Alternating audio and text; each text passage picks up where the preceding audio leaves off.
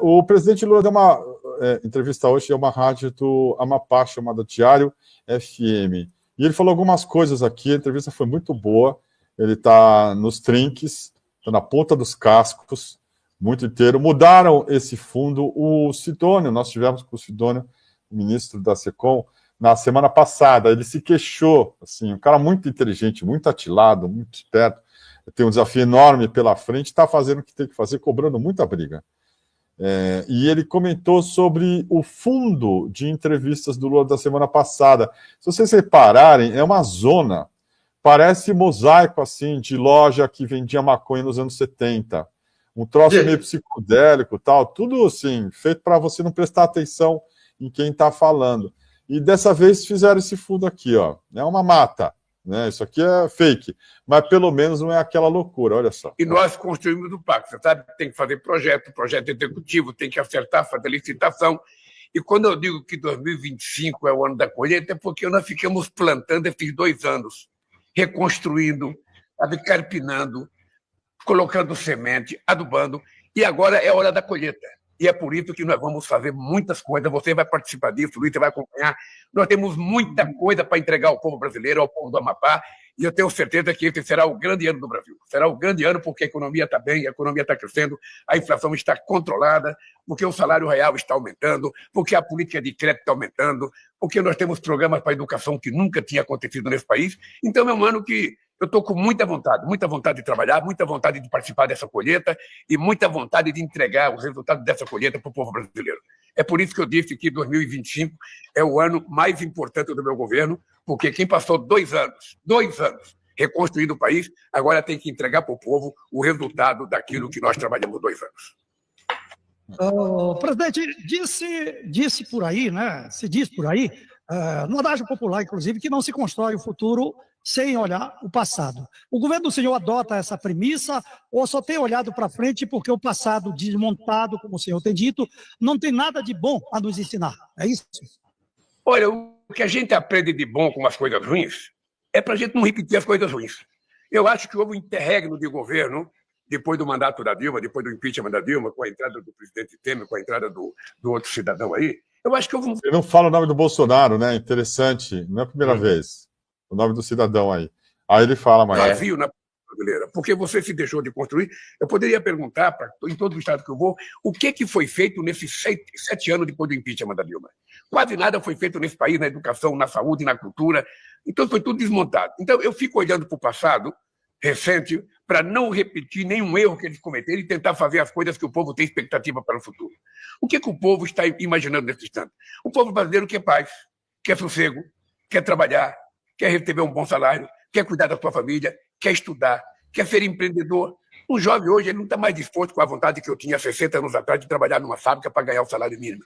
Ele quer ser empreendedor, ele quer fazer alguma coisa que lhe dê mais tranquilidade, alguma coisa que exija mais da inteligência dele. Então, nós temos que pensar no mundo para frente e não pensar no mundo para trás. E é por isso que nós, então, fizemos uma grande política de discussão com a sociedade brasileira e é por isso que eu governo olhando para frente. Eu quero saber o que eu vou deixar nesse país quando terminar o meu mandato, dia 31 de dezembro de 2026. É isso que me faz provocação. É por isso que eu criei bolsa para os professores, para premiar os melhores alunos do Enem que queiram fazer curso de professor, porque ninguém está querendo mais ser professor.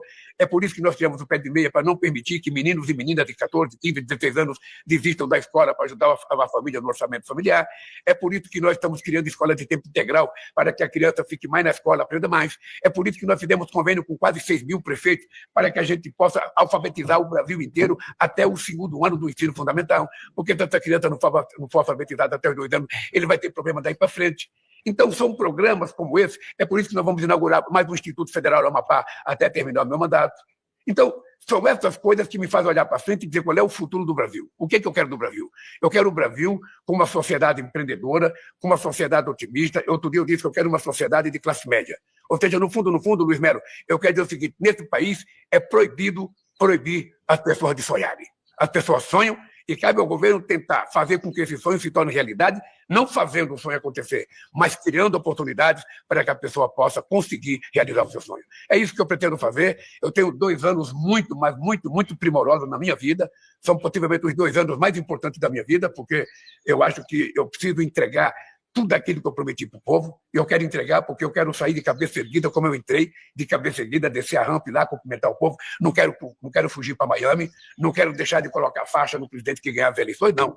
Eu quero respeitar o resultado eleitoral e, se alguém ganhar, vou lá entregar a faixa. Mas eu tenho 2 anos primorosos na minha vida, eu quero dedicar, quero trabalhar de manhã, de tarde e de noite, quero viajar ao Brasil, quero fazer debate, quero conversar com empresários, quero conversar com trabalhadores, porque esse país precisa consolidar o processo democrático, Luiz Melo. Porque o que está em risco no Brasil é o processo democrático. O que está em risco no Brasil é a mentira ganhada da verdade. Você aprendeu desde pequeno.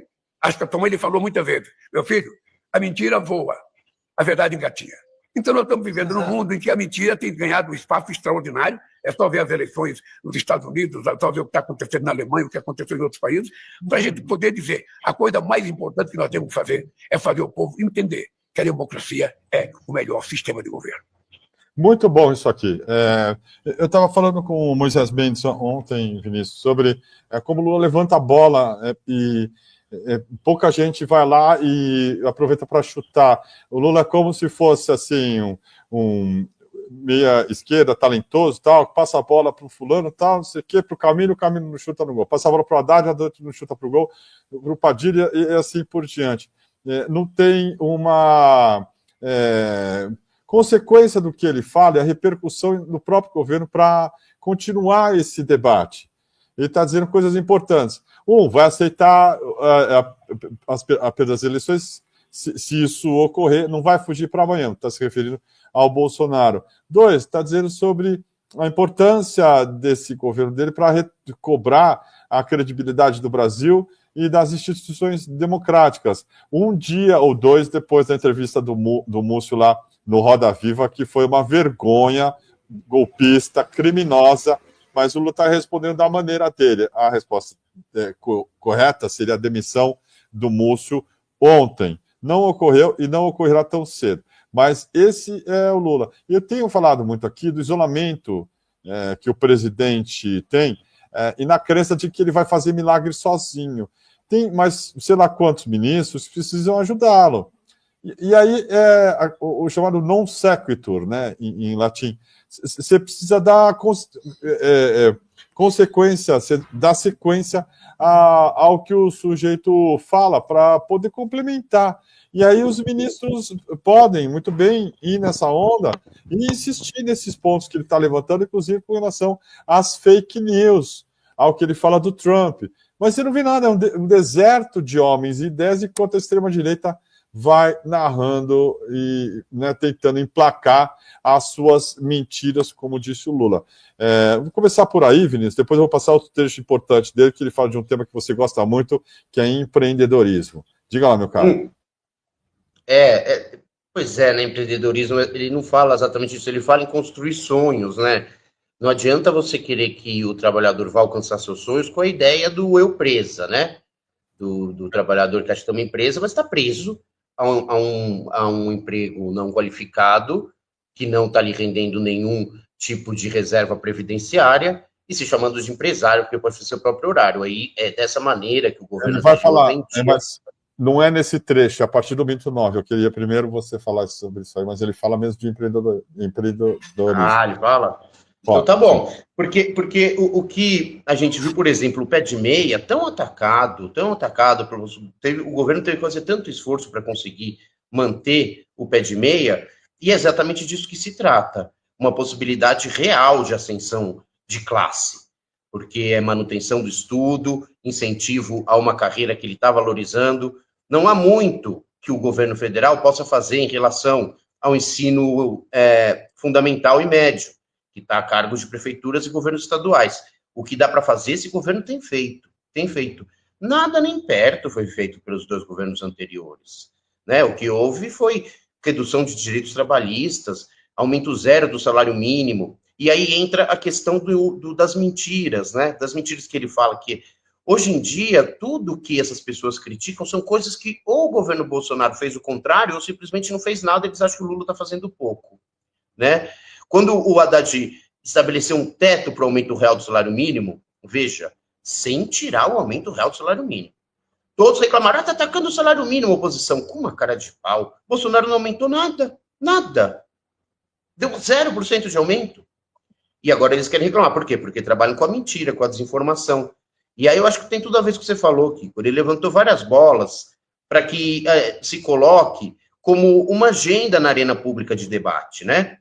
Na agenda de debate da opinião pública. Cabe aos ministros seguirem essa agenda. Vamos ver se o Sidônio consegue dar essa organicidade à comunicação do governo, partindo do líder, né? O líder estabelece, como eles faziam com o gabinete do ódio. O gabinete do ódio, só que faziam da maneira do mundo bizarro deles, né? O gabinete do ódio estabelecia uma agenda e todo mundo seguia. Era lá o Carlos Bolsonaro, junto com o Eduardo, não sei mais quem, estabelecia todo mundo, não só os ministros do ex-presidente Bolsonaro, como toda a sua base parlamentar, saía falando a mesma coisa. Hoje o assunto é tal, essa semana o assunto é tal, e todo mundo seguia. Falta um pouco dessa organicidade na comunicação do governo, eu espero que o Sidônio esteja trazendo. Você teve boa impressão, então, Kiko, nessa reunião com ele? Muito boa, cara. Um cara, assim, que está elétrico, muita energia e com uma atitude bacana de alguém que sabe o caminho a percorrer. Está tomando assim, conta um pouco da situação, do que ele entende que estava fora de lugar. Chegando, demitiu um cara que você conhecia muito bem, que era o Crispiniano, assessor do Lula de 20 anos, o Crispiniano, 15 anos pelo menos. Por aí, por aí. E contou como foi essa conversa muito dura, demitiu gente que era indicado de outras pessoas poderosas dentro do Planalto, do círculo de confiança do Lula, está perto do Lula para falar sobre o que ele acha que o Lula está errando, e pelo menos assim, tem uma melhora no engajamento das redes do Lula, tem uma melhora com relação, acho que, às respostas. O governo é muito grande e mexer nas estruturas leva muito tempo. É um navio, você não consegue fazer mudanças bruscas, não é uma lancha, não é um carro pequeno. Mas eu tenho, assim, a impressão de que o Sidônio tem, pelo menos, muita energia e vontade para tentar reverter um quadro de reprovação que ele enxerga como o Lula tendo chegado no piso e que daqui só tende a crescer. Ele vê assim, tá? E ele está tentando trabalhar dessa maneira. Está dando entrevista todo dia, o Lula, viajando para caramba. Na hora que a gente estava lá conversando com o Sidônio, o Lula estava se aprontando para viajar de novo para o Rio de Janeiro. Agora estava, né, sei lá onde, no Amapá, tá aí, tá em campanha. É isso que tem que fazer, e é a orientação do Sidônio também. Está presente nas entrevistas, na maioria delas, conversa com o presidente, e é um cara que está virando também, acho eu, o interlocutor que o Lula está ouvindo.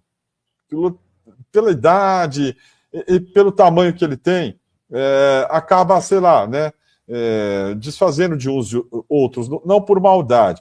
Mas uma coisa era você ouvir o Zé Dirceu, outra coisa é você ouvir o Zé Padilha, o ministro Padilha. Então fica assim, não é o Zé Padilha, desculpa, mas para o Lula mesmo é um pouco mais complicado isso. E o Sidônio tem colocado as questões para ele e tem tido algum resultado. Essa entrevista foi boa, por exemplo. Né? O Lula não escorregou em nenhuma casca de banana, deu os recados.